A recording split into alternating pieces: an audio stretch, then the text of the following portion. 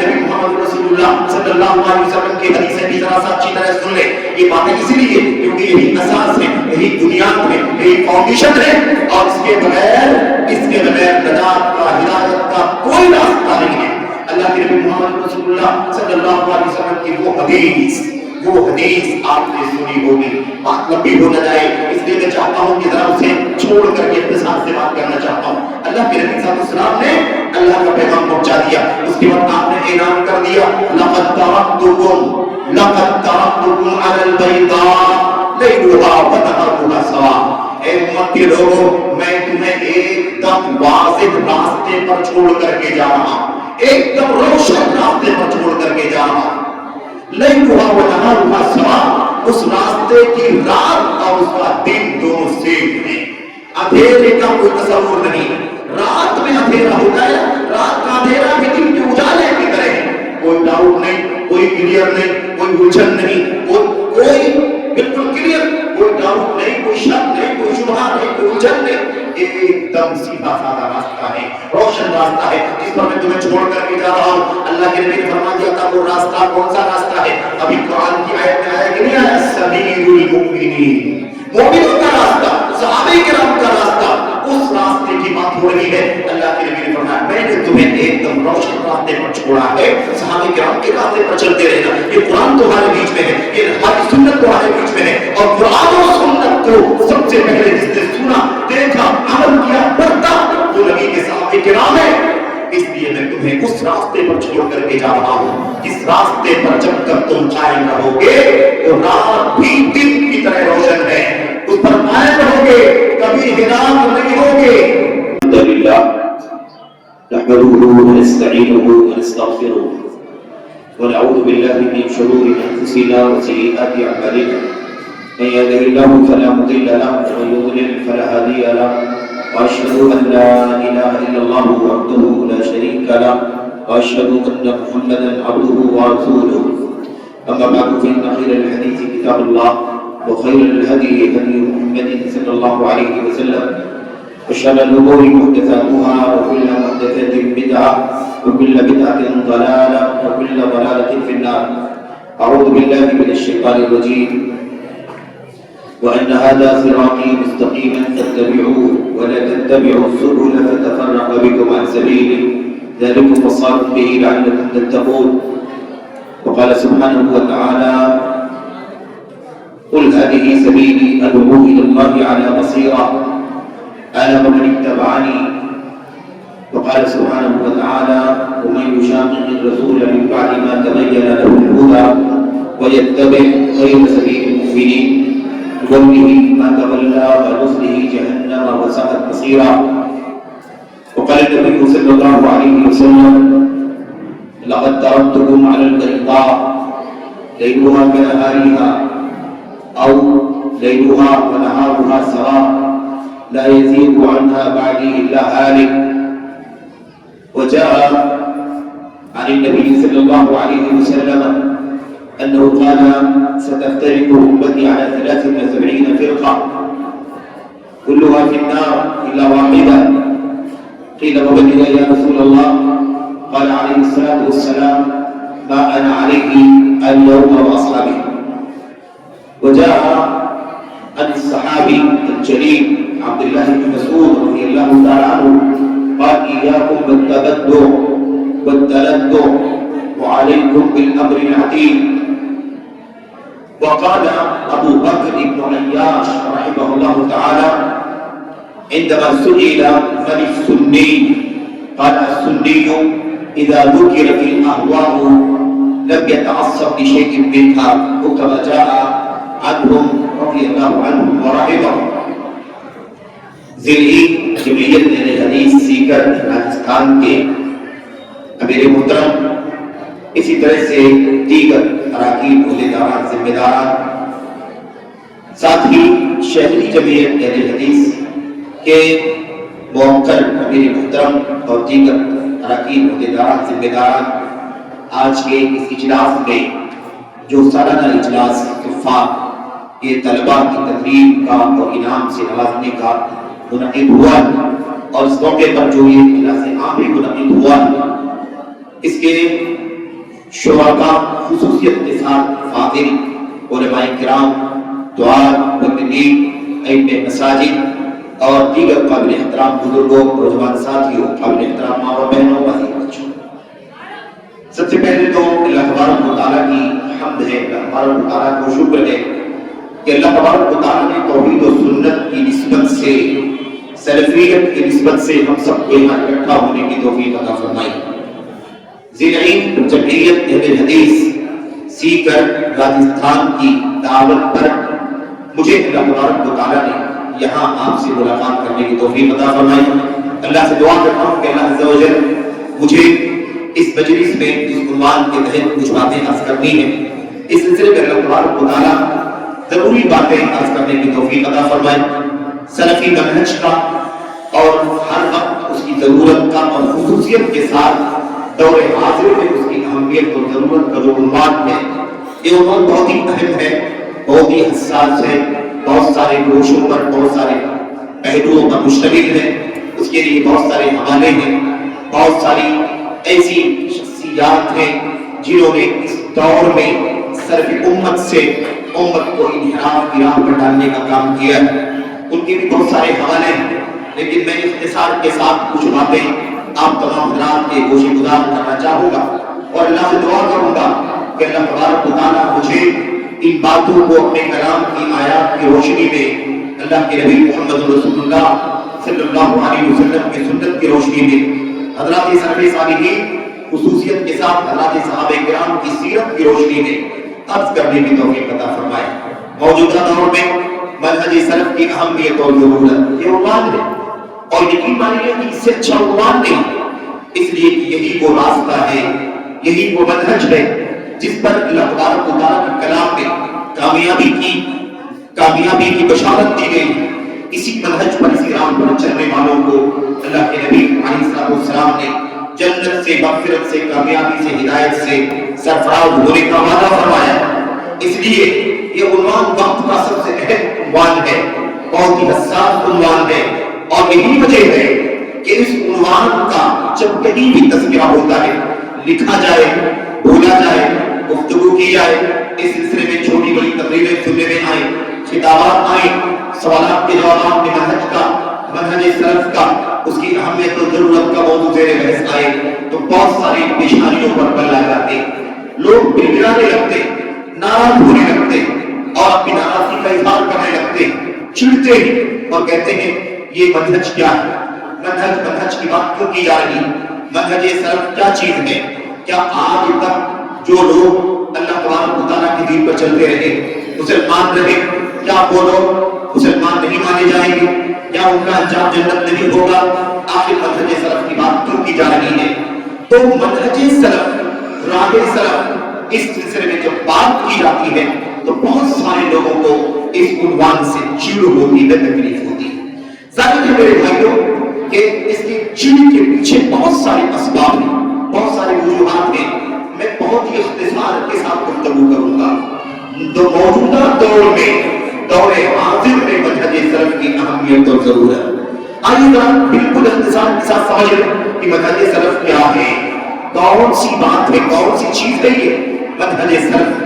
منہج کے معنی راستے کے ہوتے ہیں، ایسا راستہ جو بہت ہی زیادہ کلیئر ہو، بہت زیادہ واضح ہو، بہت ہی زیادہ سمپل ہو، سیدھا ہو، آسان ہو، روشن ہو، ایسے راستے کو منہج کہا جاتا ہے۔ سلف کا مطلب ہوتا ہے وہ لوگ جو دنیا سے گزر چکے ہیں، ایمان کے ساتھ، تقوی کے ساتھ، اللہ کے خوف کے ساتھ، امانت داری کے ساتھ، اتباع سنت کے ساتھ، وہ لوگ جن کی بشارت اور جن کے آئیڈیل ہونے، جن کے معیار ہدایت ہونے کا تذکرہ اللہ کے کلام قرآن کریم کے اندر آیا ہوا ہے۔ یہ گزرے ہوئے لوگ جو دنیا سے چلے گئے، وفات پا گئے، یہ کون لوگ ہیں؟ یہ اللہ کے نبی صلی اللہ علیہ وسلم کے صحابہ ہیں، صحابہ کرام جو دنیا سے چلے گئے، یہ ہے سب سے پہلا طبقہ جنہیں سلف کہا جاتا ہے، جو ایمان کے ساتھ، تقوی کے ساتھ، اتباع سنت کے ساتھ، اللہ کی رضا کے ساتھ، دنیا کی ساری فتنوں سے بچ کر، فرقہ بندی سے بچ کر، ہر طرح کے انحرافات سے بچ کر، ہر طرح کی گمراہیوں سے بچ کر اس دنیا سے رخصت ہو گئے۔ اللہ تبارک و تعالیٰ نے ان کا تذکرہ فرما دیا کہ یہ وہ طبقہ ہے جو دنیا سے چلے گئے، یہ وہ طبقہ ہے، اگر کوئی شخص ان کے ایمان کے جیسا ایمان رکھے گا، ان کے عقیدے کے جیسا عقیدہ رکھے گا، انہی جیسی راہ پر چلے گا، جیسے یہ سنت کی راہ پر چلتے تھے، جیسے یہ عبادات کرتے تھے، جیسے یہ عقیدہ رکھتے تھے، جیسے یہ معاملات رکھتے تھے، جیسے یہ اٹھتے بیٹھتے کھاتے پیتے تھے، جیسے ان کا رویہ اور جیسے ان کا اخلاق و عادات، ان کے اخلاق و عادات تھے، جو ان کی طرح سے رہے گا وہ ہدایت یافتہ ہو جائے گا، اور جو ان کی راہ سے ہٹے گا وہ گمراہ ہو جائے گا، بھٹک جائے گا، بھٹک جائے گا، اللہ تبارک و تعالیٰ کی رضا کی راہ سے گمراہ ہو کر کے رہ جائے گا۔ اس کا دنیا میں انجام کیا ہوگا؟ ذلت، آخرت کے اندر اللہ تبارک و تعالیٰ کا عذاب اس کا منتظر ہے۔ یہ ہے منہج سلف، یعنی صحابہ کرام کا سیدھا سا راستہ، صحابہ کرام کا عقیدہ، صحابہ کرام کا ایمان، صحابہ کرام کی عبادت، صحابہ کرام کا نظام زندگی، صحابہ کرام کی حکومت اور سیاست، صحابہ کرام کی عمارت، صحابہ کرام کا حلال و حرام، صحابہ کرام کی زندگی کے ہر پہلو، یہ ہے منہج سلف۔ آج اس دور میں منہج سلف کی ضرورت اور اہمیت کیا ہے؟ بلکہ سوال کیا ہے، یعنی موضوع کیا ہے؟ موضوع یہ ہے ٹاپک یہ ہے آپ کا کہ ہم اس دور میں ہیں۔ اگر ہجری سال تو آپ دیکھیں 1447 زندگی گزار رہے ہیں۔ ہم بات کر رہے ہیں ان لوگوں کی جو پہلی صدی ہجری کے ہیں، نبی کریم صلی اللہ علیہ وسلم کے ساتھی، آپ کی خلوت میں، آپ کی جلوت میں، آپ کے سفر میں، آپ کے حضر میں، آپ کی خوشی میں، آپ کے غم میں، آپ کے صلح میں، آپ کی جنگ میں، ہر حال میں اللہ کے نبی صلی اللہ علیہ وسلم کے ساتھ رہنے والے، جو دین کا دفاع کرنے کے لیے ہر طرح کی قربانی دیتے رہے، اللہ کی توحید کے لیے ہر طرح کی قربانی دیتے رہے، نبی کی سنت کا ڈیفنس کرنے کے لیے ہر طرح کی قربانی دیتے رہے، اللہ کی کتاب قرآن کریم کے خلاف ایک نقطہ بھی کبھی برداشت کرنے کو تیار نہیں، اللہ کے نبی کی سنت کے خلاف ایک نقطہ بھی برداشت کرنے کو تیار نہیں۔ یہ وہ صحابہ کرام ہیں جن کا راستہ ہر زمانے میں آئیڈیل رہا ہے۔ یہ پہلی صدی کے ہیں، کب کے ہیں؟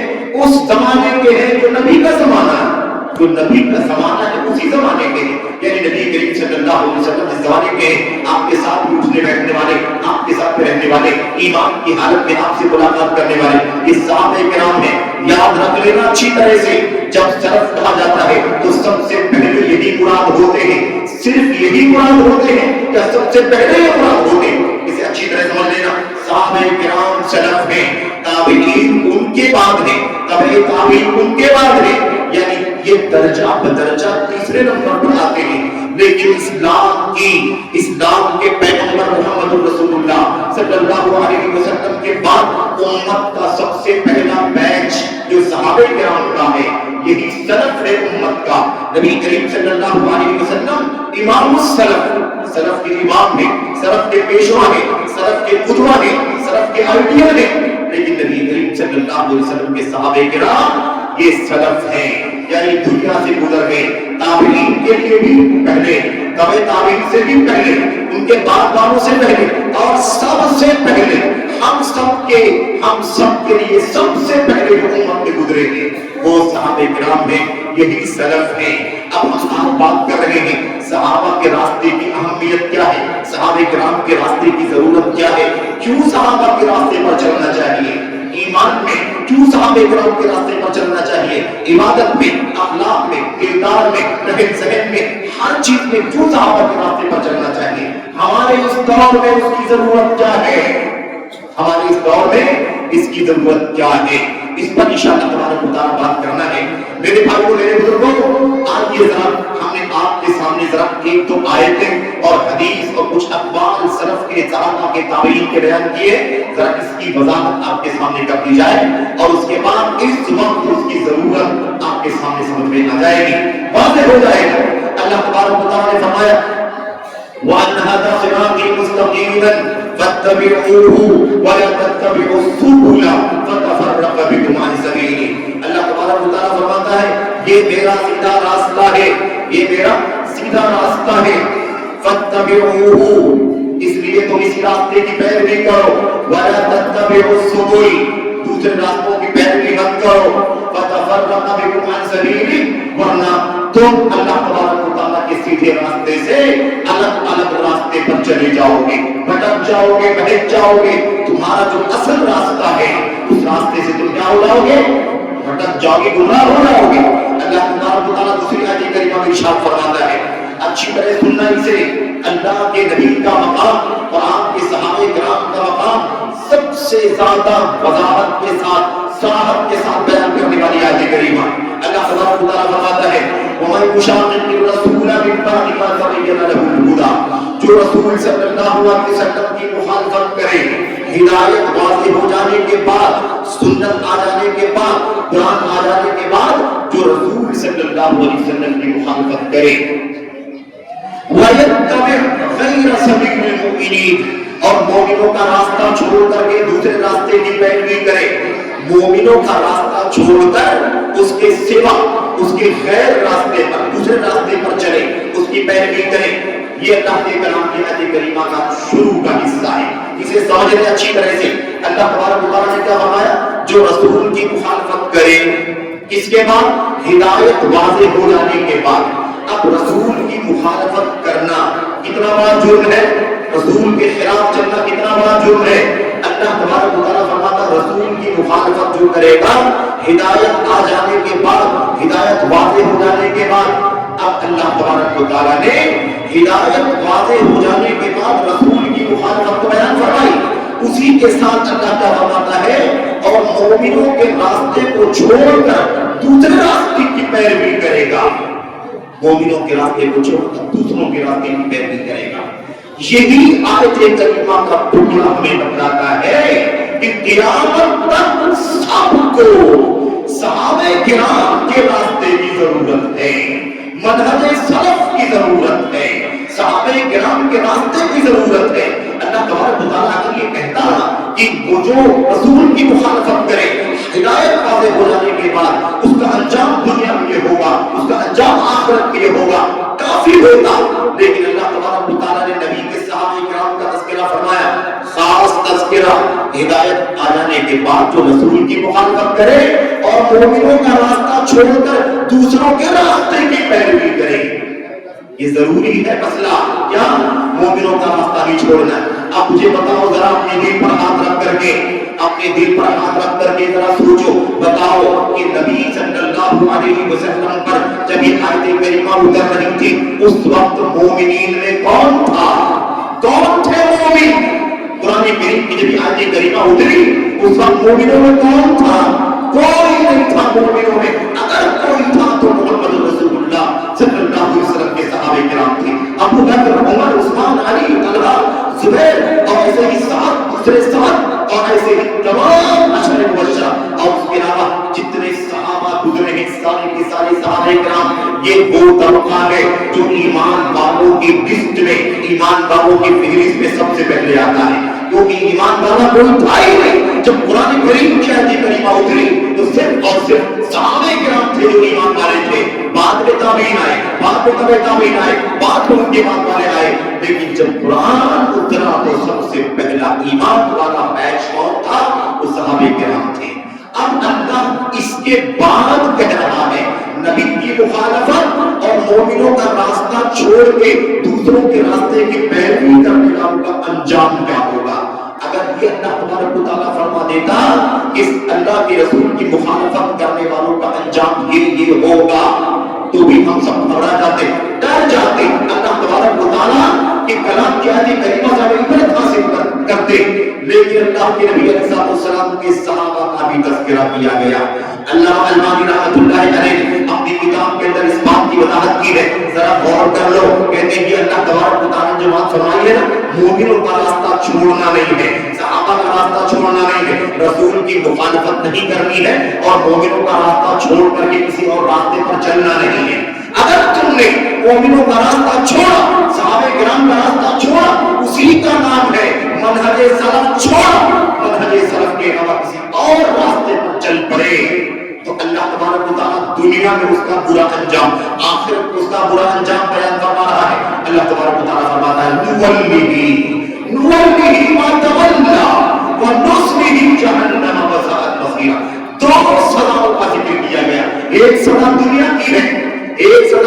کی ہے, دوسری سزا آخرت کی ہے. اللہ فرماتا ہے جو نبی کی مخالفت کرے گا ہدایت آ جانے کے بعد اور صحابہ کا راستہ چھوڑے گا, کسی اور کے راستے پر چلے گا, پہلی سزا کیا ہے؟ اللہ فرماتا ہے ہم اسے اسی طرف گھما دیں گے جس طرف وہ گھومے گا, اسی طرف موڑ دیں گے جس طرف وہ مڑے گا, وہ جدھر جانا چاہے گا اسے اسی طرف ہم بھیج دیں گے. کیا مطلب میرے بھائیوں؟ نبی کی مخالفت کا راستہ اور صحابہ کرام کے راستے کے علاوہ کوئی اور راستہ جو اس پر چلے گا اسے جہاں وہ گھومے گا اسے گھما دیں گے. اگر میں ذرا صراحت سے بات کروں تو کہہ سکتا ہوں کہ جو صوفی بننا چاہے گا اسے صوفیت کی طرف گھما دوں گا, جو رافضی بننا چاہے گا اسے رافضیت کی طرف گھما دوں گا, جو انکار سنت کی طرف جائے گا اسے منکر سنت بنا دوں گا, جو اللہ کے نبی کے صحابہ کو گالی دینے کی طرف جائے گا ہم اسے نبی کے صحابہ کے گالی دینے والوں میں شامل کر دیں گے, جو اپنی عقل کا استعمال کر کے اللہ کے اسماء و صفات کا انکار کرے گا ہم اسے اسی طرف گھما دیں گے. خلاصہ کیا ہے؟ خلاصہ یہ ہے میرے بھائیوں کہ جو نبی کی مخالفت کرے گا صحابہ کرام کا راستہ چھوڑے گا اس کا انجام وہی ہوگا. اب اس کو چھوڑ کے وہ جہاں جائے گا ہم اسے جانے دیں گے, ہدایت نہیں دیں گے, تعلیم نہیں دیں گے, نصیحت نہیں کریں گے, ارشاد نہیں کریں گے, اسے حق کی طرف آنے کا راستہ نہیں دکھائیں گے, بلکہ وہ جہاں جائے گا اسے ہم جانے دیں گے, جہاں گھومے گا اسے ہم گھومنے دیں گے. یعنی اب وہ راستہ چھوڑ چکا ہے, نبی کی مخالفت کر رہا ہے اور نبی کے صحابہ کرام کا راستہ چھوڑ کر کے کسی اور راستے پر چلتا ہے. وہ صوفیت کا راستہ ہے, وہ عقل پرستی کا راستہ ہے, وہ رافضیت کا راستہ ہے, وہ خارجیت کا راستہ ہے, وہ اخوانیت اور موجودیت کا راستہ ہے, وہ انکار سنت کا راستہ ہے, وہ صحابہ کرام کے توحید کا راستہ ہے, وہ الحاد کا راستہ ہے, وہ دین اسلام کو بڑھ سمجھنے کا راستہ ہے. جتنے راستے ہیں ان سارے راستے پر جانے والوں کو ہم جانے دیں گے, یعنی بھٹکے گا بھٹکنے دیں گے, اس کو ہم ہدایت نہیں دیں گے. ہدایت واضح ہو جانے کے بعد آیا نا ادھر, ہدایت واضح ہو چکی تھی, اس کے بعد سنت کو چھوڑ دیا اور نبی کے صحابہ کرام کو چھوڑ کر کسی اور کے پیچھے چلنے لگا, کسی اور کے پیچھے چلنے لگا. میرے بھائیوں آپ دیکھیں یہاں بھی اللہ تبارک و تعالیٰ نے یہ نہیں فرمایا فلاں فلاں فلاں فلاں فلاں کے راستے پر چلنے لگا, اتنا کافی ہے. نبی کے صحابہ کے راستے کے علاوہ کا راستہ کوئی بھی راستہ ہو سکتا ہے, کسی راستے پر چلے تو صحابہ کا راستہ نہ چھوڑا ہے تو انجام یہ ہے کوئی بھی جدھر گھومے گا اسے ہم گھما دیں گے, وَنُصْلِهِ جَهَنَّمَ, اور آخرت تو اسے ہم جہنم میں ڈال دیں گے, اسے ہم آخرت میں جہنم میں ڈال دیں گے. وَسَاءَتْ مَصِيرًا, یہ جہنم ان کی بدترین جگہ ہے, ان کا بدترین ٹھکانہ ہے. آیت کریمہ پر غور کر لو میرے بھائیوں, مسلمانوں, اہل حدیثوں, جوانوں, بزرگوں, بھائیوں, بہنوں, عزیزوں, ذرا آیت کریمہ پر غور کر لو.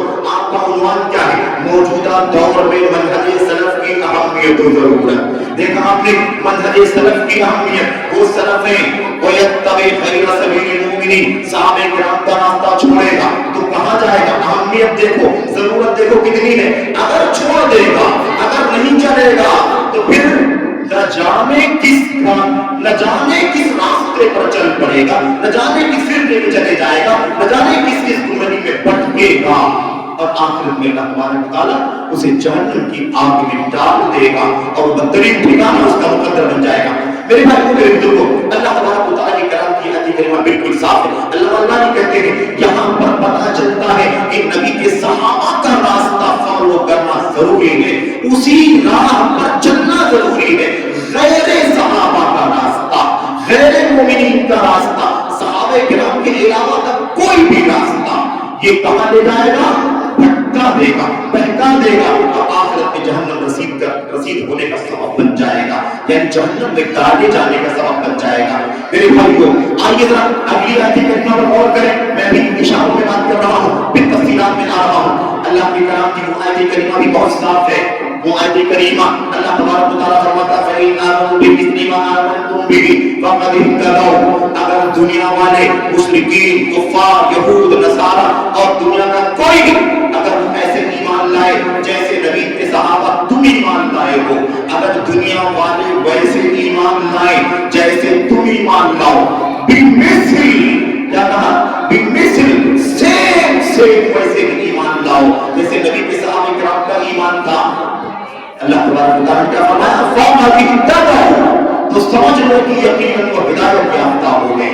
हिदायत चाहते हो तो वैसे ही ईमान, वैसे ही अकीदा, वैसे ही इबादत, वैसे ही अमल, वैसे ही अखलाक, वैसे ही सुलूक, वैसे ही रवैया, जैसे नबी करीम सल्लल्लाहु अलैहि वसल्लम पर ईमान लाने वाले पहले बैच ने सहाबा के हम ईमान का ऐलान किया था, वैसे ही तुम चलोगे तो याद रखो कि हिदायत की राह पर चलोगे। दोनों आयतों को इकट्ठा करके समझे। वहां अल्लाह फरमाता है आप जहां भटकना चाहेगा भटकने देंगे, यहाँ अल्लाह फरमाता है नबी के सहाबा के रास्ते पर चलेगा तो हिदायत याफ्ता होगा। दोनों बात सामने आगे क्यों नहीं आ गई? नबी के सहाबा के रास्ते पर चलेगा तो हिदायत पर रहेगा, और नबी के सहाबा कुरान के रास्ते को छोड़कर किसी और रास्ते पर चलेगा तो जहां भटकेगा हम उसे भटकने देंगे, यानी वो हिदायत पर नहीं होगा, गुमराही के रास्ते पर होगा। अल्लाह के नबी मोहम्मद रसूलुल्लाह सल्लल्लाहु अलैहि वसल्लम की हदीसें भी जरा सा अच्छी तरह सुन ले। ये बातें इसलिए क्योंकि यही असास है, यही बुनियाद है, यही फाउंडेशन है, और इसके बगैर नजात का, हिदायत का कोई रास्ता नहीं है। अल्लाह के नबी मोहम्मद रसूलुल्लाह सल्लल्लाहु अलैहि वसल्लम की वो हदीस आपने सुनी होगी, बात लंबी हो न जाए इसलिए मैं चाहता हूं कि जरा उसे छोड़ करके इख्तिसार से बात करना चाहता हूं। अल्लाह के नबी सल्लल्लाहु अलैहि वसल्लम ने अल्लाह का पैगाम पहुंचा दिया, उसके बाद आपने ऐलान कर दिया लक़द तरक्तुकुम अलल बैदा लैलुहा व नहारुहा सवा। ऐ उम्मत के लोगों, मैं तुम्हें एकदम वाज़िह रास्ते पर छोड़ करके जा रहा हूं, एकदम रोशन रास्ते पर छोड़ करके जा रहा हूं। लैलुहा व नहारुहा सवा, उस रास्ते की रात और उसका दिन दोनों सेम है। अंधेरे का कोई तस्वुर नहीं, रात में अंधेरा होता है, रात का अंधेरा भी दिन के उजाले की तरह है, कोई डाउट नहीं, कोई क्लियर नहीं, कोई उलझन नहीं, कोई बिल्कुल क्लियर, कोई डाउट नहीं, कोई शक नहीं, कोई शुबहा नहीं, कोई उलझन नहीं, एकदम सीधा साधा रास्ता है, रोशन रास्ता है जिस पर मैं तुम्हें छोड़ करके जा रहा हूं। अल्लाह के नबी ने फरमा दिया था वो रास्ता कौन सा रास्ता है? अभी कुरान की आयत में आया कि नहीं आया, सबीलुल मुमिनीन, मोमिनों का रास्ता, सहाबे किराम का रास्ता, उस रास्ते की बात हो रही है। अल्लाह के नबी ने फरमाया मैंने तुम्हें एकदम रोशन रास्ते पर छोड़ा है, सहाबे किराम के रास्ते पर चलते रहना। ये कुरान तुम्हारे बीच में है, ये हमारी सुन्नत तुम्हारे बीच में है, और कुरान और सुन्नत को सबसे पहले जिसने सुना, देखा, अमल किया, पढ़ता, वो नबी के सहाबे किराम है। इसलिए मैं तुम्हें उस रास्ते पर छोड़ करके जा रहा हूं, जिस रास्ते पर जब तक तुम कायम रहोगे तो रात भी दिन की तरह रोशन है, उस पर कायम रहोगे, कभी हिलाक नहीं होगे। ला यज़ीगु अन्हा बादी इल्ला हालिक, मेरी दुनिया से चले जाने के बाद उस रास्ते से वही भटकेगा, वही गुमराह होगा जिसकी नसीब में हिलाकत है, जिसकी किस्मत में बर्बादी, हिलाक होने वाला, बर्बाद होने वाला भी बर्बाद होगा। वरना इतना साफ रास्ता है, इतना रोशन रास्ता है, कोई कभी गुमराह नहीं हो सकता। याद रखने मेरे भाइयों, अब कोई अगर कुरान को छोड़े, सुन्नत को छोड़े, कुरान और सुन्नत को छोड़ने की बात मैं कह रहा हूं, कोई नहीं कहता कि मैं कुरान को छोड़ता हूं, कोई नहीं कहता कि मैं सुन्नत को छोड़ता हूं, लेकिन लोग छोड़ते क्या है? कुरान को अपनी मर्जी से समझते हैं, हदीस को अपनी मर्जी से समझते हैं, कुरान और सुन्नत के बारे में नबी के समझ को छोड़ देते हैं, नबी के साहब को छोड़ देते, वैसे नहीं समझते कुरान को, वैसे नहीं समझते नबी की सुन्नत को जैसे नबी करीम सल्लल्लाहु अलैहि वसल्लम के सहाबा ने कुरान और सुन्नत को समझा है। जब कुरान कहता है ईमान वालों का, सहाबे किराम का रास्ता चलना जरूरी है, अल्लाह फरमाता है सहाबे किराम की हिदायत की जमानत है, हिदायत का मेयार है, तो हम आप कोई भी कैसे नबी के सहाबा का रास्ता छोड़ सकता है? तो कुरान नहीं छोड़ते, लेकिन कुरान का माना जो है वो अपनी मर्जी से, हदीस को नहीं छोड़ते, यानी उन लोगों की बात हो रही है जो कुरान नहीं छोड़ते, हदीस को नहीं छोड़ते, वरना ऐसे बहुत सारे लोग हैं जो कुरान को भी छोड़ देते हैं और हदीसों को भी छोड़ देते हैं, सहाबे किराम को भी छोड़ देते हैं, बल्कि सहाबे किराम को गालियां भी देते हैं, लानत मरामत भी करते हैं। तो का तज़किरा आएगा, तो आज ये कर रहा हूं, ये अल्लाह की करम की आयत करीमा है और ये अल्लाह के नबी की हदीस है। आप इकट्ठा करें, दोनों एक दूसरे का सेम पैगाम आपके सामने आ जाएगा। तो अल्लाह के नबी ने फरमाया गुमराही, हिलाकत, बर्बादी उसी की होगी इसके मुकद्दर में गुमराही लिखी हो, वरना इतना वाज़ेह रास्ता है कि गुमराह नहीं होगा।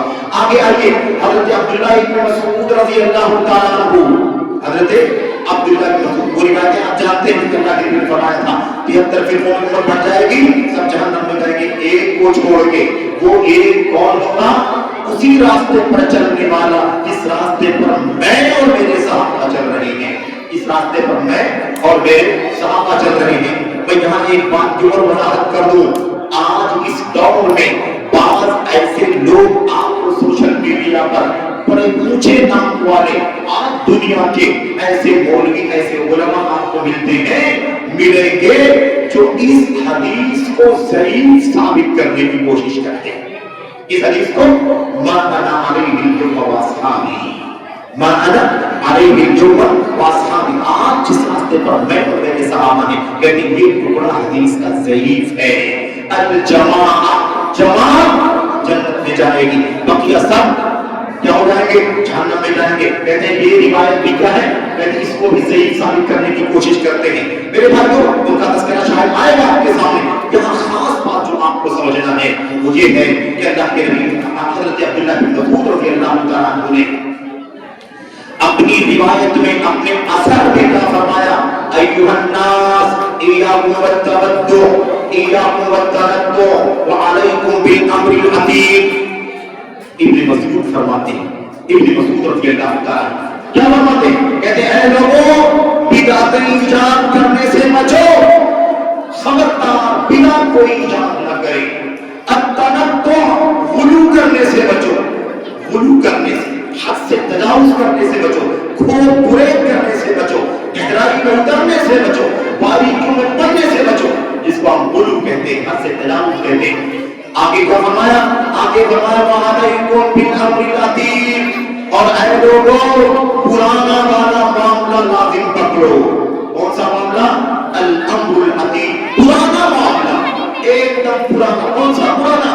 جو اللہ کے کلام میں آ گیا، جو اللہ کے نبی کے فرمان میں اتر گیا، جو نبی کے صحابہ کرام نے بیان کر دیا، بس اسی پرانے والے معاملے پر رہنا، نیا راستہ نہیں نکالنا، نیا طریقہ نہیں نکالنا، نئی بدعت نہیں نکالنا دین کے نام پر، بلکہ تم پرانے والے معاملے کو لازم پکڑنا۔ یہ پرانا والا معاملہ کون سا ہے؟ اسی کو ہم سلف کہہ رہے ہیں، یعنی وہ اصل دین جو قرآن کی شکل میں ہے، سنت کی شکل میں ہے، اور قرآن و سنت کو جن لوگوں نے سب سے پہلے دیکھا، سنا، سمجھا، پڑھا، عمل کیا، یہی لوگ ہیں الامر العتیق۔ نبی کے صحابہ کرام جس راستے پر چلتے رہے، اسی راستے پر اس کے بعد کا کوئی بھی نیا راستہ نہیں چلنا، نئی بدعت نہیں نکالنا، نیا طریقہ نہیں نکالنا۔ اچھا جناب، آگے دیکھیے، میں نے آپ کے سامنے ایک اثر حضرت ابو بکر بن عیاش کا، ابو بکر ایک امام ہے عارف کے سلف کے، وہ کہتے ہیں، ان سے سوال کیا گیا من سنی، سنی کون ہے؟ سنت پر چلنے والا کون ہے؟ سنت پر چلنے والا کون ہے؟ اگر کوئی آپ سے پوچھے من سلفی، سلفی کون ہے؟ ایسے ہی سنی کون ہے؟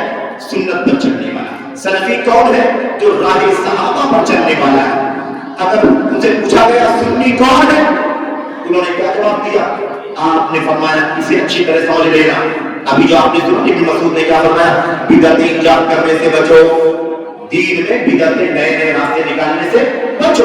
اسی بات کی وضاحت کرتے ہیں ابو بکر بن عیاش فرماتے ہیں سنی کون ہے؟ سوال کیا گیا، جواب میں کہتے ہیں الذی لم یتعصب لشیء، الذی اذا ذکرت الاهواء لم یتعصب لشیء منها۔ جب اس کے سامنے کوئی بدعت لائے، کوئی بدعت بیان کرے، کوئی فرقے کا نام لائے، کوئی بات آئے دین کے نام پر، فرقے کے نام پر، شخصیت کے نام پر، کسی بھی نام پر کوئی چیز اگر اس کے سامنے پیش کرے، لم یتعصب لشیء منها، تو ان میں سے کسی بھی چیز کی طرفداری نہ کرے، کسی کی طرف مائل نہ ہو، کسی کے لیے تعصب نہ کرے، وہ سنت پر چلنے والا ہے۔ تو سنت پر چلنے والا کون ہے میرے بھائیوں؟ جو اصل دین پر چلے، اس کے بعد نیا کوئی بھی معاملہ، کوئی بھی فرقہ، کوئی بھی بدعت، کوئی بھی نیا راستہ، کوئی بھی شخصیت، کوئی بھی پارٹی، جس کا بھی ذکر کیا جائے، کسی بھی چیز کی طرف وہ تعصب نہ کرے، میلان نہ کرے، ایسے شخص کو سنی کہا جاتا ہے۔ یہ چند باتیں ہم نے آپ کے سامنے اس لیے پیش کی ہے تاکہ آپ کے سامنے بنیاد آ جائے۔ یہ عنوان کیوں ہے؟ منہج سلف کی موجودہ دور میں منہج سلف کی اہمیت و ضرورت۔ اب آئیے ذرا سماعت کرتے ہیں، بات کرتے ہیں، جب تک نبی کے صحابہ کرام رہے، صحابہ کرام کے دور تک میرے بھائیوں انحرافات نے سر اٹھانے کی کوشش تو کی، لیکن پورے طور پر دھڑبندی، فرقہ بندی اور بدعت کھل کر کے اور بدعتی کھل کر کے میرے بھائیوں نہیں آئے، آتے آتے کب آئے؟ حضرت علی بن ابی طالب رضی اللہ تعالیٰ عنہ کے دور خلافت میں، یعنی اخیر میں مقام وہ بھی نامزد نہیں تھے، نامزد نہیں تھے۔ حضرت علی بن ابی طالب رضی اللہ تعالیٰ عنہ کی وفات کے بعد، یعنی ان کی شہادت کے بعد کیا ہوا؟ اس کے بعد ایک فرقہ وجود میں آ گیا جس کو خوارج کے نام سے جانا جاتا ہے۔ میرے بھائیوں سے پتا چلا کہ صحابہ کرام کے راستے پر چلنا یہی ہدایت کا ذریعہ ہے، یہی نجات کا ذریعہ ہے۔ اسی کو ہم راہ سلف کہتے ہیں، اسی کو ہم منہج سلف کہتے ہیں، اسی پر چلنا ضروری ہے تاکہ ہدایت کے راستہ، ہدایت کا راستہ چھوٹنے نہ پائے، فرقہ بندی آنے نہ پائے، انحراف آنے نہ پائے۔ انسان کو اللہ تبارک و تعالیٰ اپنی ہدایت کے راستے پر رکھے اور آخرت میں اللہ تبارک و تعالیٰ اسے جہنم میں داخل نہ کرے بلکہ اللہ تبارک و تعالیٰ اسے اپنی جنت کی رحمتوں میں داخل فرمائے۔ یہ صحابہ کرام کے راستے کا مسئلہ ہے۔ اب جب ہم آگے بڑھتے ہیں تو سب سے پہلا جو فرقہ وجود میں آتا ہے وہ کیا ہے؟ خوارج کا فرقہ۔ یہ فرقہ دیکھ لو کتنا خطرناک ہے میرے بھائیوں، کتنا خطرناک ہے۔ خوارج وہ فرقہ ہے جو گناہ کبیرہ کی بنیاد پر کسی کو کافر کہتا ہے، جو مسلمانوں کے جان مال کو چھین لینا، انہیں قتل کر دینا حلال سمجھتا ہے۔ مسلمانوں کے حکمران جو بھی ہیں، اگر ان سے گناہ کبیرہ ہو جائے، جھوٹ بول دے، غیبت کرے، چغل خوری کرے، شراب پی لے، تو ایسے شخص کو وہ کافر سمجھتے ہیں اور کافر سمجھ کر کے اس کی گردن مار دینا اپنے لیے دین کا کام، ثواب کا کام سمجھتے ہیں۔ یہ فرقہ سب سے پہلے وجود میں آیا۔ منہج سلف کی ضرورت کیوں ہے اس دور میں، اہمیت کیوں ہے؟ اس لیے کہ نبی کریم صلی اللہ علیہ وسلم کے صحابہ کا راستہ چھوڑ دیں گے تو پھر بدعت میں پڑ جائیں گے۔ جیسے خوارج کا فرقہ خارجیت کی بدعت میں پڑا، کیوں پڑا؟ اسی لیے پڑا اس لیے کہ اس نے منہج سلف چھوڑ دیا، منہج صحابہ چھوڑ دیا، راہ صحابہ چھوڑ دیا۔ عبداللہ بن عباس رضی اللہ تعالیٰ عنہ گئے، علی بن ابی طالب سے اجازت مانگی، کہا کہ میں جاتا ہوں، ان خوارج کو سمجھاتا ہوں، ان کو نصیحت کرتا ہوں، ذرا ان سے پوچھتا ہوں کہ ان کی دلیل کیا ہے، کیوں بغاوت کیا، کیوں آپ کی اطاعت سے ہاتھ کھینچ لیا، کیوں آپ کے خلاف تلوار اٹھانا جائز سمجھتے ہیں، کیوں آپ کے ساتھیوں کے بارے میں یہ لوگ خون بہانا اور جان لینا جائز سمجھتے ہیں۔ ذرا سے میں ان سے بات کرنا چاہتا ہوں۔ جب گئے تو جا کر کے کیا کہا؟ بہت پیاری بات ہے، یاد رکھنا۔ امیر المومنین علی بن ابی طالب نے پہلے تو یہ کہا مجھے ڈر ہے کہ تمہارے ساتھ کوئی غلط سلوک نہ کرے۔ انہوں نے کہا نہیں، اطمینان رکھیے، ایسا نہیں ہوگا۔ وہاں جا کر کے انہوں نے کہا بھئی آپ لوگوں نے بغاوت کرنی ہے، یہاں جا کر کے اکٹھا ہو گئے ہیں، ان سے علی بن ابی طالب کے خلاف ایک تم لوگوں نے پورا جتھا بنا دیا ہے، ایک پورا محاذ کھڑا کر دیا ہے۔ ایسا تم نے کیوں کیا ہے؟ ایسا تم نے کیوں کیا ہے؟ انہوں نے ایک بات کہی تھی، جس راستے پر تم سب چل رہے ہو، 6000 کی تعداد میں الگ ہو گئے تھے وہ خوارج۔ انہوں نے کہا تم لوگوں میں کوئی ایک بھی نبی کا صحابی نہیں ہے۔ کیا کہا تھا؟ وَلَيْسَ فِيكُم مِّنْهُمْ أَحَدٌ، نبی کے صحابہ کرام میں سے کوئی ایک بھی تمہارے ساتھ میں نہیں ہے۔ بھائی کیا مطلب اس کا؟ مطلب یہ ہے کہ نبی کے صحابہ کرام کا راستہ اگر پکڑتے تو کبھی خارجیت کے راستے پر نہیں جاتے، خوارج نہیں بنتے۔ اس لیے کہ کوئی ایک بھی صحابی کا، کسی ایک بھی صحابی کا یہ موقف نہیں تھا، یہ اسٹینڈ نہیں تھا، کسی ایک صحابی نے یہ نہیں کہا کہ امیر المومنین علی بن ابی طالب کے خلاف بغاوت ہونی چاہیے، حضرت عثمان کے خلاف، حضرت عمر بن خطاب کے کسی صحابی سے کہیں بھی نہیں ثابت ہے۔ یہ اور بات ہے کہ صحابہ کے دشمنوں نے جھوٹی سچی روایتیں لا کر یہ ثابت کرنا چاہا، یہ دیکھو عثمان غنی کے خلاف یہ فلاں صحابی تھے، عثمان غنی کے خلاف عبد الرحمن بن ابو بکر تھے، فلاں تھے۔ ایسے بہت ساری کوششیں لوگوں نے کی ہیں، لیکن حقیقت یہ ہے ایک بھی صحابی کا کسی بغاوت کے ساتھ میں، بغاوت کرنے والوں کے ساتھ میں ساتھ دینا کبھی بھی ثابت نہیں ہے۔ تو یہ معلوم پڑا کہ نہیں معلوم پڑا منہج سلف کی ضرورت کیوں ہے؟ اسی وقت ضرورت پڑ گئی تھی کیا؟ صحابہ کرام کے دور کے بعد ہی جب کچھ لوگ تابعین کے دور کے خارجی ہو گئے، جو بدعت کی راہ پر چلنے لگے، کی ضرورت ہے کیا؟ منہج سلف پر چلنا.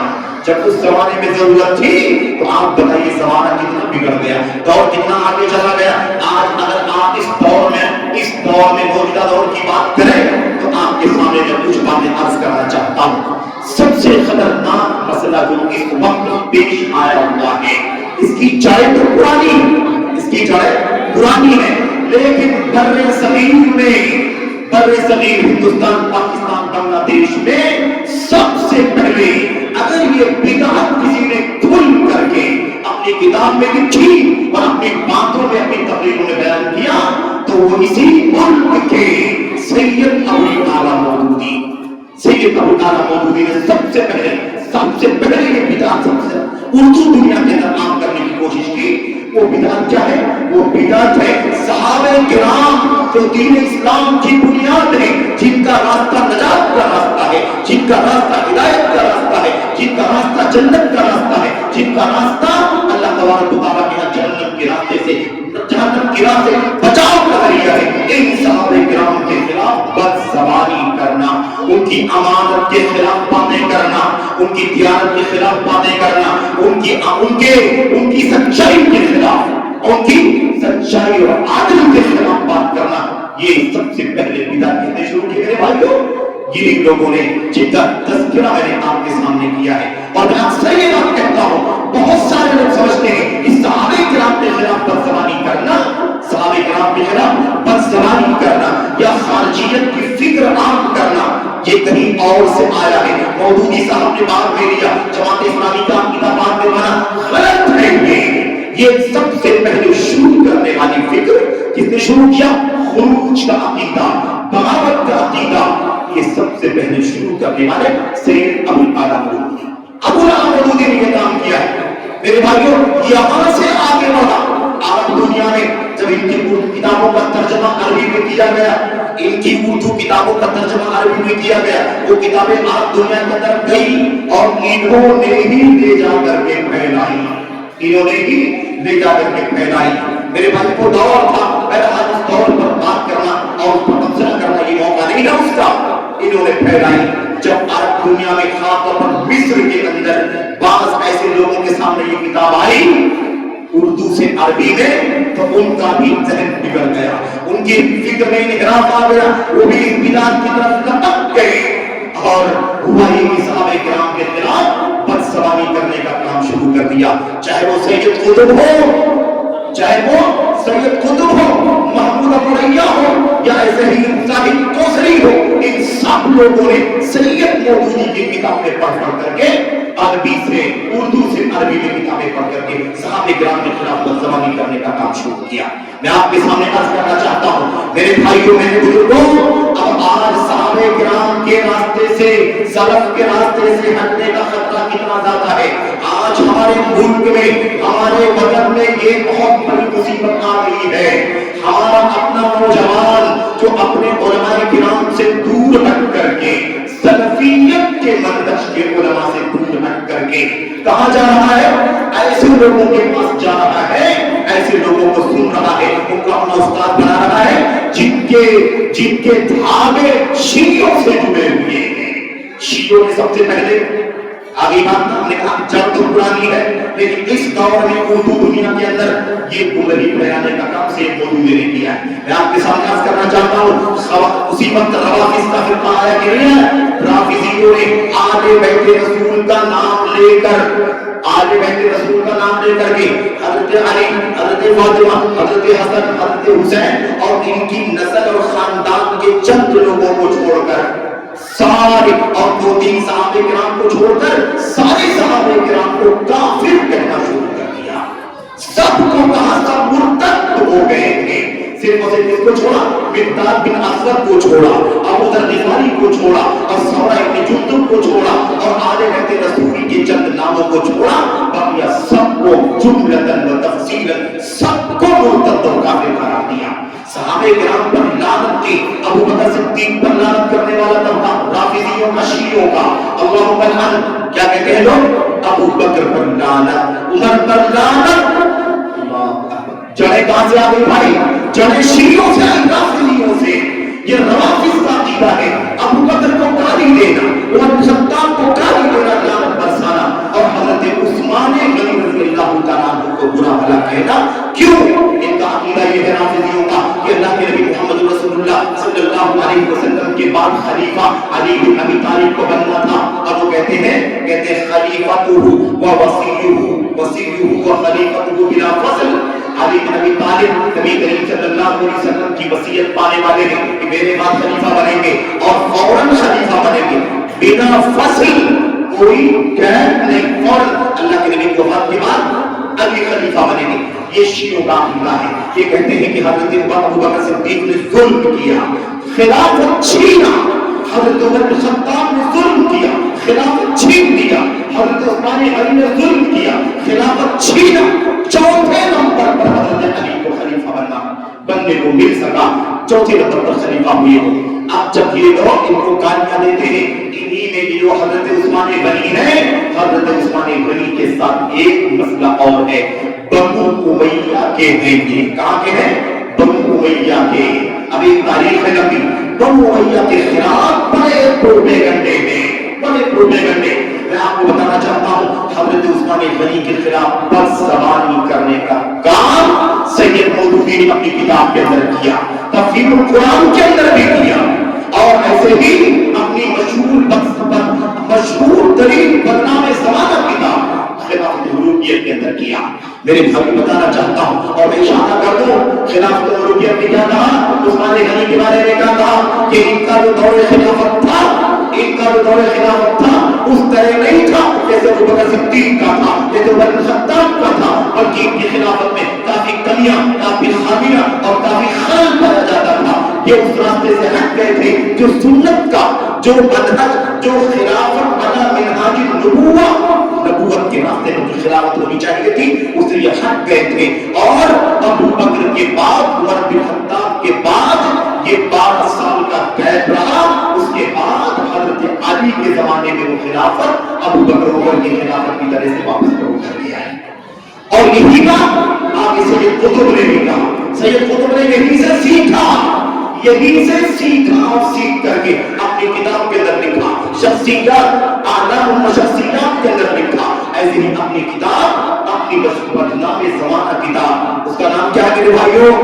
العدالت الاجتماعیہ فی الاسلام۔ سنو ذرا، کتاب کا نام کیا ہے؟ اسلام کا معاشرتی عدل، اسلام کا معاشرتی عدل، اسلام کا سماجی عدل، یہ نام ہے کتاب کا۔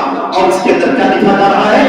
عثمان غنی رضی اللہ تعالیٰ عنہ نے خیانت کی، مال غنیمت میں خیانت کی، جس کو جو حق ملنا چاہیے تھا اس کو وہ حق نہیں دیا، اقربا پروری کرتے تھے، اپنے قریبی رشتے داروں کو منصب دیا کرتے تھے، ان کو مال غنیمت سے مال دیا کرتے تھے، اس کو اتنا لاکھ دیا، اس کو اتنا لاکھ دیا، اس کو اتنا لاکھ درہم و دینار دیا۔ اس طرح سے یہی کام سید قطب نے بھی کیا۔ میں مودودی صاحب کی بات کر رہا تھا، مودودی صاحب وہی زبان جو شیعوں نے حضرت عثمان غنی کے بارے میں استعمال کی، وہی زبان مودودی صاحب نے اپنی کتاب میں استعمال کی۔ جاؤ تفسیر القرآن اٹھا کر کے پڑھو، تفسیر القرآن کے اندر میرے بھائیوں میں کہہ رہا ہوں تفسیر القرآن اٹھا کر کے پڑھو، اس لیے نہیں کہہ رہا ہوں کہ آپ گناہ کرنا شروع کر دیں، اس لیے کہہ رہا ہوں کہ اگر کوئی کہے جھوٹ بولتا ہے تو جا کر کے اس کو کھول کر کے دکھا دے کہ سید مودودی نے لکھا، آج تک تفسیر القرآن کے اندر وہ عبارت لکھی ہوئی ہے۔ کیا کہا؟ غزوہ احد میں جو شکست کا سامنا کرنا تھا، جنگ احد جو مسلمان ہار گئے، پہلے راؤنڈ میں کیا ہوا؟ ہار گئے۔ کیا ہوا؟ لکھا اس کے پیچھے صحابہ کرام کی دنیا پرستی تھی، صحابہ کرام کی دنیا پرستی، دولت کی لالچ، مال کی لالچ کی وجہ سے مسلمان جنگ احد ہار گئے تھے۔ ان کو لالچ آ گئی، مال کماؤ، مال غنیمت جمع کرو، پیسے، روپے، درہم، دینار اکٹھا کرو۔ اس لالچ میں لوگوں نے جنگ احد کو ہرا دیا۔ بنی اسرائیل کے ساتھ لکھا، اور یہ بھی لکھا آگے چل کر کے ان صحابہ کرام کے یہاں سود کی دعوت پائی جاتی تھی۔ جس ماحول میں یہ لوگ تھے ان کے درمیان سود جیسی بیماری، اس کی آلائش موجود تھی، اسی وجہ سے دنیا دار ہو گئے تھے۔ دنیا داری کی وجہ سے مال غنیمت لوٹنے کے پیچھے لگ گئے، اور نتیجہ یہ ہوا کہ مسلمان جنگ احد ہار گئے۔ یہ سید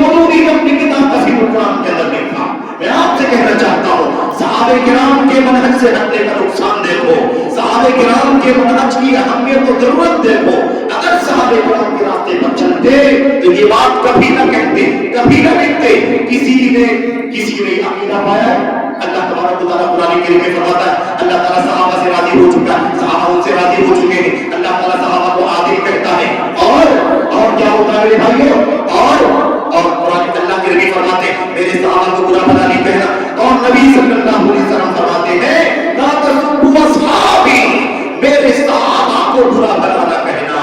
फइन्नहु मन सब्बा असहाबी फअलैहि लअनतुल्लाहि वल मलाइकति वन नास अजमईन। इसलिए कि मेरे सहाबा को जो गाली देगा, बुरा भला करेगा, तो अल्लाह की लानत है, फरिश्तों की लानत है और सारे इंसानों की लानत है। ये अल्लाह के नबी सल्लल्लाहु अलैहि वसल्लम के हदीस है। और उसके बाद सहाबे किराम के खिलाफ बदसवारी करना, कहां का रास्ता, कौन सा रास्ता है? अगर नबी के रास्ते पर चलते, सारे किराम के रास्ते पर चलते, तो कभी मौजूदी साहब का ये इन्हिराफ हमको पढ़ने को, देखने को, सुनने को नहीं मिलता। मैं आपसे याद करना चाहता हूं, राफिजियत की बिदात ने मौजूदियों ने अपना लिया, जमात इस्लामी वालों ने अपना लिया। बड़ी गुर्बत है शिदरियत में, मौजूदियत में। और ये बात तो लंबी हो जाएगी। मैं आपसे अर्ज करना चाहता हूं, अभी आपने डॉक्टर असरार का नाम सुना होगा, पड़ोसी मुल्क का डॉक्टर असरार, जो अपने आप को सबसे बड़ा उर्दू दुनिया का मुफस्सिर कहता है। और उसके जानने वाले मौजूदी इखवानी, इस सब के सब डॉक्टर असरार को दुनिया का सबसे बड़ा मुफस्सिर, बल्कि उसे पेशी गोई करने वाला समझते हैं। लोग कहते हैं उसकी बातें इतनी कीमती थी, जो उसने 30 साल पहले कहा सब सच साबित हो रही है, जो उसने 25 साल पहले कहा सब सच साबित हो रही है। बहुत बड़ा मकाम बयान किया जा रहा है, बड़ी फजीलत बयान की जा रही है। मैं आपसे अर्ज करना चाहता हूँ, यही सैयद मौदूदी के रास्ते पर चलने वाला, सैयद मौदूदी का साथी, सैयद मौदूदी का दोस्त, एक मसले इख्तिलाफ की वजह से सैयद मौदूदी से अलग हुए। सैयद मौदूदी से अलग होने की वजह क्या थी? सैयद मौदूदी कहते थे, उनका स्टैंड था कि पाकिस्तान में इलेक्शन लड़ना चाहिए। सैयद मौदूदी और डॉक्टर असरार का कहना यह था, इलेक्शन नहीं करना है। अगर हमें इलेक्शन लड़ना है, हमें इलेक्शन नहीं करना है, बल्कि हमें शूरा के रास्ते से वही निजाम लाना है जो खिलाफत राशिदा का निजाम था। ये सवाल जमा खर्च की बात है, लेकिन इसी इख्तिलाफ के नतीजे में मौदूदी से डॉक्टर असरार अलग हो गए और तंजीम इस्लामी के नाम से एक जमात कायम कर ली। तंजीम इस्लामी के नाम से मैं आपसे अर्ज करना चाहता हूँ, दोनों की सिंचाई एक पानी से हुई है, दोनों की सिंचाई के अंदर एक पानी इस्तेमाल हुआ है, और दोनों के अंदर वही हुकूमत का, वही इकामत दीन का, वही खिलाफत का, वही नशा जो बेसरोपा उनके अंदर पाया जाता था, बेबुनियाद। मेरे भाइयों, उसी के नतीजे में तो मैं ये कह रहा था कि डॉक्टर असरार ने पाकिस्तान का, ईरान का दौरा किया, ईरान का दौरा किया। और कौन वही ईरानियों का, जिसको कहा जाता है खलीफा। मेरे भाइयों, ये भी खामनेई की बात नहीं कर रहा हूं मैं, खुमैनी को क्या कहा? खुमैनी को लोग सारे मुसलमानों का कायद समझने वाले।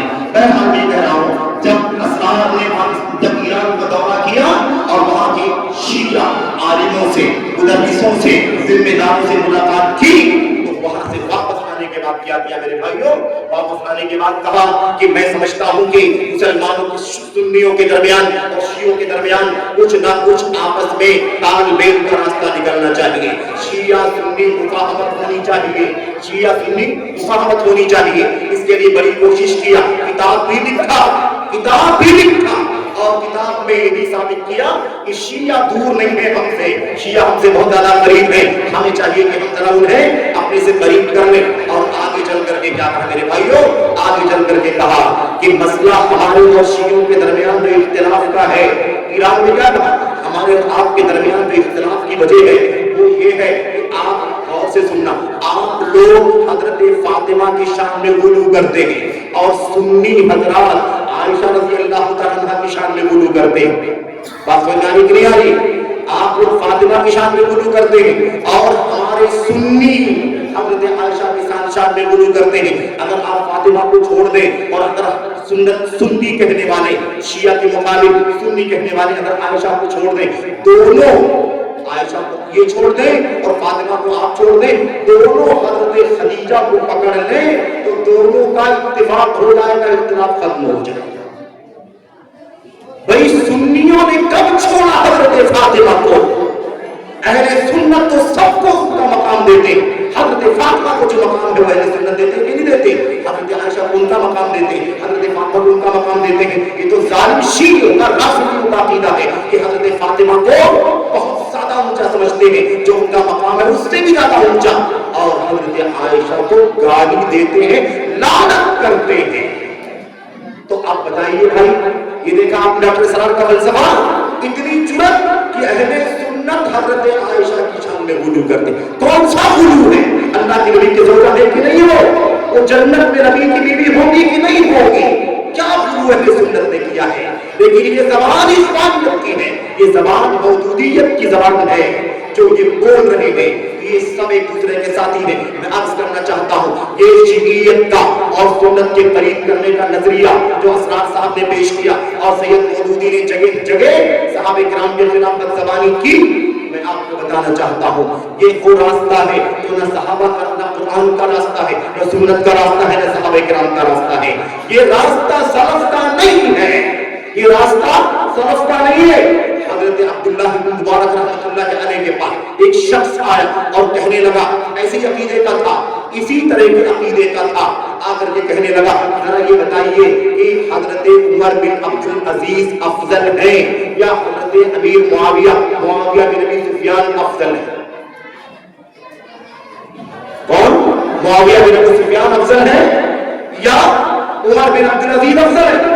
آپ جانتے ہیں کہ حضرت معاویہ صحابی ہیں اور بہت سارے فضائل کے مالک ہیں، اور حضرت عمر بن عبد العزیز تابعی ہیں، اس کے باوجود کیا کہا سوال کر کے دونوں میں افضل کون ہے؟ ایک آپ نے یہ حالت ہو گئی۔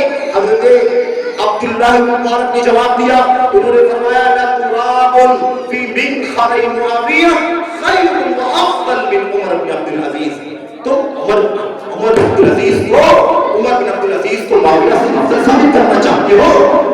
معاویہ کے ناک میں اللہ کے نبی کے ساتھ رہتے ہوئے جو دھول مٹی بھی گئی ہے، وہ دھول بھی عمر بن عبد العزیز سے افضل ہے۔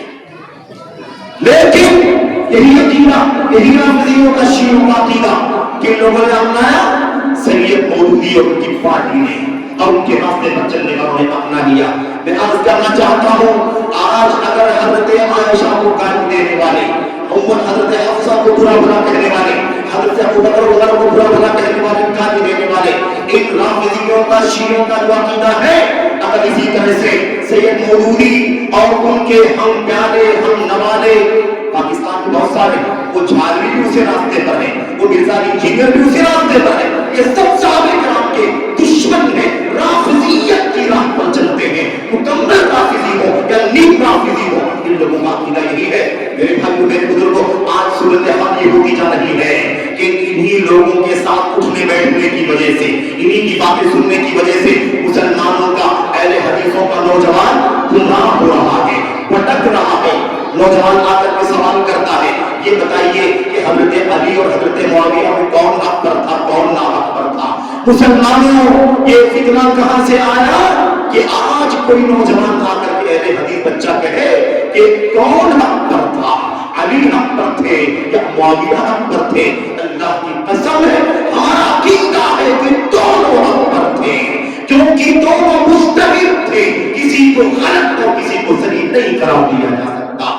لیکن یہ سوال کہاں سے آ گیا؟ یہ سوال اہل حدیث بچہ کہاں سے کرنے لگا؟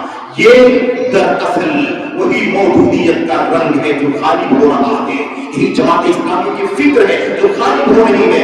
اسی قسم کے لوگوں کو سننا، انہی لوگوں کے ساتھ میں چلنا، انہی لوگوں کی ریل سے، انہی لوگوں کے پوسٹوں سے اپنے آپ کو جوڑ لینا، اسی کے نتیجے میں آج حالت یہ ہو گئی ہے۔ مسلمانوں اس سے بڑا جرم کیا ہو سکتا ہے؟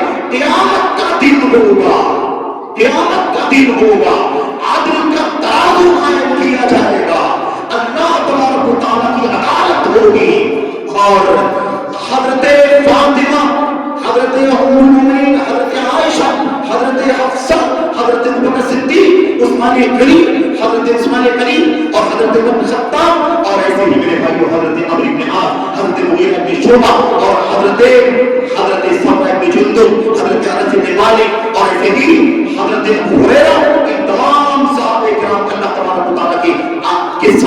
हाजिर होंगे।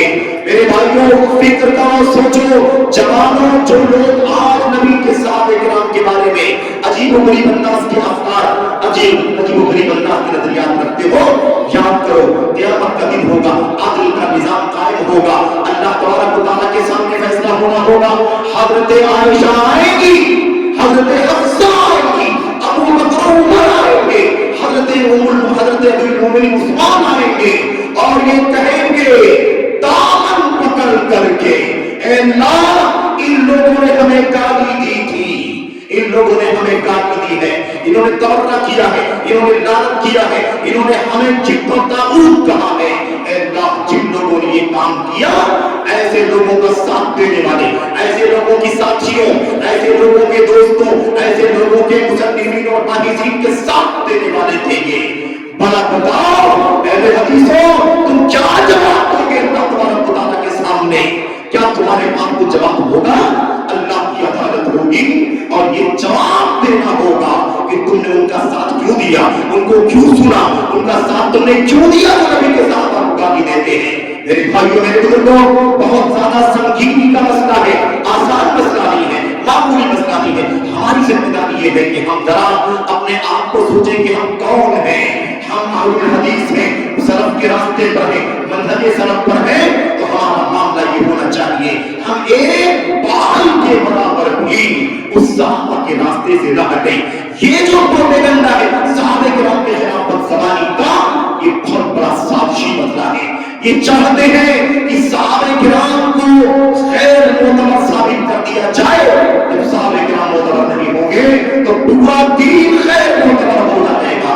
और मौदूदी जमात के बारे में आपको क्या कहूं मेरे भाइयों, ये तो एक बात सिग्नल आ गई, राफिजियत की क्या फितना, मौदूदियत का फितना अब अहले हदीसों के अंदर सरायत कर रहा है।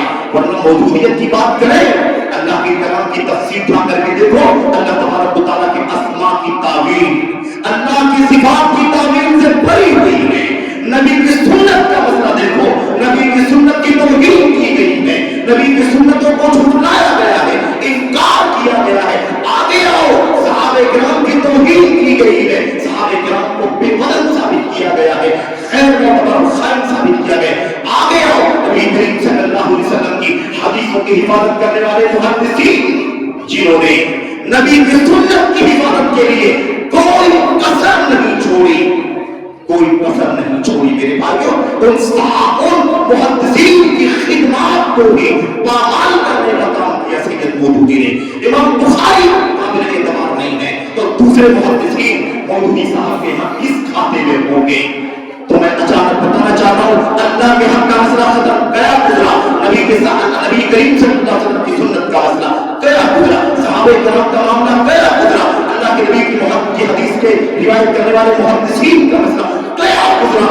बताओ जरा नौजवानों, किस बुनियाद पर तुम जमात इस्लामी से अपने आप को जोड़ना चाहते हो?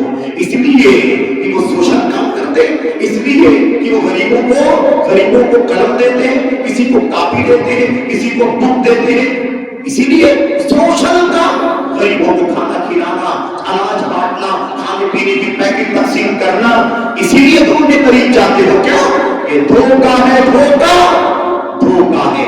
वही रास्ता है जो ईसाई मशीनरियां इस्तेमाल करती हैं मुसलमानों को ईसाइयत की तरफ लाने के लिए।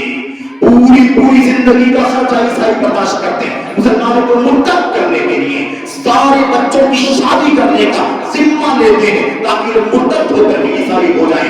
पूरी जिंदगी तालीम का खर्चा बर्दाश्त करते हैं, पूरी जिंदगी के लिए घर खरीद करके देते हैं। ईसाई मिशनरियों का यही काम है। अफसोस के साथ कहना पड़ता है कि इस सोशल काम के नाम पर जैसे ईसाई मुसलमानों को ईसाई और क्रिश्चियन बनाने में कामयाब हो जाते हैं। अफसोस के साथ कहना पड़ता है कि ये जमात इस्लामी का जो रवैया है मेरे भाइयों, इसी अंदाज का है। सोशल काम करके आपको खींचना, आपको रिझाना, आपको मुतासिर करना ताकि आप जमात इस्लामी के रुकन बन जाएं, उसके एक्टिव मेंबर बन जाएं, ताकि आप उससे वाबस्ता हो जाए और आपके ज़हनों में अल्लाह की सिफात की तावील आ जाए, नबी की सुन्नत का इनकार आ जाए, अकल परस्ती आ जाए, सहाबे किराम की तौहीन आ जाए। भला बताओ मुसलमानों, किसी को हिम्मत है कि अपना जज बन करके बैठ जाए और नबी के सहाबा को मुजरिम बना करके सामने खड़ा कर ले और अदालत में खुद फैसला करे? علی حق پر ہے کہ معاویہ حق پر ہے. کس کو حق پہنچتا ہے کہ نبی کے صحابہ کرام کے حق اپنا حق ہونے کا فیصلہ کرے. وہ صحابہ جن کے بارے میں نبی نے اتنی عظیم بات بیان فرمائی کہ تمہارا سونا اور ان کا جو، اور تمہارا سونا پہاڑ کے برابر اور ان کا جو مٹھی کے برابر تب بھی برابر نہیں ہو سکتا. ان کے بارے میں اسی باتیں کرتے ہو میرے بھائی. آج کل بڑی انحرافات ہیں. یہ تو ہم نے ایک دو پہلو پر گفتگو کی ہے جو وقت کا سب سے خطرناک فتنہ ہے، خارجیت کا اور رافضیت کا. خارجیت کا، رافضیت کا، انکار سنت کا، توہین صحابہ کرام کا. یہ ہے مسئلہ. اگر ہم نے صحابہ کرام کا راستہ چھوڑا، منہج سلف چھوڑا، منہج صحابہ چھوڑا تو پھر انجام یہ ہوگا. اس سے اندازہ لگا لو کہ منہج سلف کی کتنی اہمیت ہے، منہج سلف کی کتنی ضرورت ہے. کبھی بھی میرے بھائیوں، میں اپنے عزیزوں سے، نوجوانوں سے آخری 1 منٹ میں بات کرنا چاہتا ہوں. میرے ساتھیوں، میرے عزیزوں، آپ کے لیے ضروری ہے کہ آپ اپنا تعلق خالص سلفی نوجوان سلفی علماء کے ساتھ رکھو. میں یہاں یہ بھی کہنا چاہتا ہوں، اہل حدیث کہلانے والے بھی، سلفی کہلانے والے بھی بہت سارے سہولت کار ہیں، بہت سارے ضروریت کے راستے پر چلتے ہیں. یعنی اخوانیت اور مودودیت ایک طرف اور دوسری طرف سلفیت کے بیچ میں راستہ نکالنے کی کوشش کرتے ہیں. ذرا سمجھوتا، ذرا سا نرمی، ذرا سا سہولت کا معاملہ یہ کرنے کی کوشش کرتے ہیں. اس لیے خبردار رہنا ایسے لوگوں سے، ان لوگوں سے بھی چوکنا رہنا جو مودودی صاحب کی کتابوں کی تعریفیں کرتے ہیں. ان لوگوں سے بھی چوکنا رہنا جو مودودی صاحب کی کتابیں پڑھتے ہیں، پڑھاتے ہیں، پڑھانے کے لیے سلیبس میں شامل کرتے ہیں. ان لوگوں سے بھی آگاہ رہنا. تو باتیں تو بڑی اچھی اچھی کرتے ہیں لیکن نبی کے صحابہ خارجیت اور اسے ہی میرے توہین صحابہ اور ایسے ہی انکار سنت اور پورے طور پر خروج کے راستے پر چلنے والوں کی تعریفیں کر کے میرے بھائیوں کی شان بڑھاتے ہیں. ایسے لوگوں سے بھی چوکنا رہنے کی ضرورت ہے. ہر فتنے کا ایک ہی حل ہے، لوٹو صحابہ کی طرف، پلٹو صحابہ کرام کی طرف. جو راستہ صحابہ کا تھا اسی راستے پر چل کر کے دنیا کے ہر فطرے سے اپنے آپ کو بچا سکتے ہیں. ورنہ صبح شام فطرے آئیں گے اور آپ بھولنے رہیں گے. کوئی کچھ بنا دے گا، کوئی کچھ بنا دے گا، آپ سب کچھ رہیں گے. نبی کے صحابہ کے راستے کو چھوڑنے کی وجہ سے ویسا مسلمان نہیں رہیں گے جیسے مسلمانوں کے لیے جنت کی بشارت دی گئی ہے اور جنت سے آزادی کا تمغہ دیا گیا ہے. میرے بھائیوں، میرے بزرگوں، بات لمبی ہوئی اور بہت ساری باتیں نکلنے کی. میں اللہ سے دعا کرتا ہوں کہ اللہ تبارک و تعالی ہمیں وقت کے تمام فتنوں سے بچنے کے لیے صحابہ کرام کے راستے پر چلنے کی توفیق عطا فرمائے. منہج سلف کے بغیر ہم دنیا کے کسی فتنے سے نہیں بچ سکتے. اور یہ سلف کا راستہ ان سارے فتنوں سے پہلے ہے، انصاف سے پہلے ہے. نہ کوئی اخوانی، نہ کوئی مولودی، نہ کوئی منکر سنت، نہ کوئی خارجی، نہ کوئی صوفی، کوئی نہیں تھا. ان کا نام و نشان نہیں تھا. تب سے صحابہ کرام کا راستہ ہے. اللہ سے دعا کریں کہ اللہ تبارک و تعالی ہمیں اسی منہج پر چلنے کی توفیق عطا فرمائے. اللہ تعالی ہمیں کوئی برگلا نہ سکے، کوئی ہمیں بہکا نہ سکے، کوئی ہمیں دھوکہ نہ دے. اللہ تبارک و تعالی مجھ کو آپ کو علماء اہل حدیث سے کھڑے خالص پکے سنت اور سلفیت کے علماء سے وابستہ ہونے کی توفیق عطا فرمائے. اگر زیادہ کانفیڈنس اگر آ جائے گا نا آپ کو اپنی عقل پر، لاجک پر، تو حشر کیا ہوگا کچھ کہا نہیں جا سکتا. ابھی سویرا ہے، سویرا جلدی ہے، لوٹ آؤ، پلٹ آؤ، رجوع کرو.